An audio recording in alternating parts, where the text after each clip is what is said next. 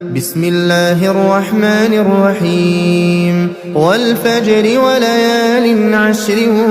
والشفع والوتر والليل إذا يسر هل في ذلك قسم لذي حجر ألم تر كيف فعل ربك بعاد إرم ذات العماد التي لم يخلق مثلها في البلاد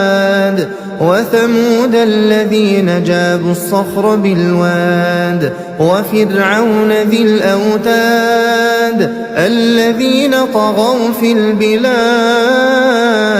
فأكثروا فيها الفساد فصب عليهم ربك سوط عذاب إن ربك لبالمرصاد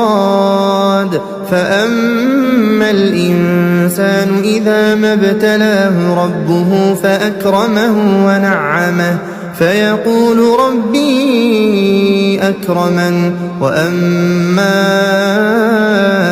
إذا ما ابتلاه فقدر عليه رزقه فيقول ربي أهانن كلا بل لا تكرمون اليتيم ولا تحاضون على طعام المسكين وتأكلون التراث أكلا لما وتحبون المال حبا جما كلا إذا دكت الأرض دكا دكا وجاء ربك والملك صفا صفا وجيء يومئذ بجهنم يومئذ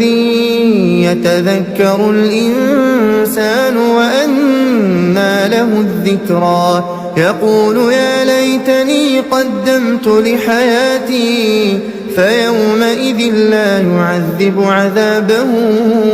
أحد ولا يوثق وثاقه أحد يا أيتها النفس المطمئنة ارجعي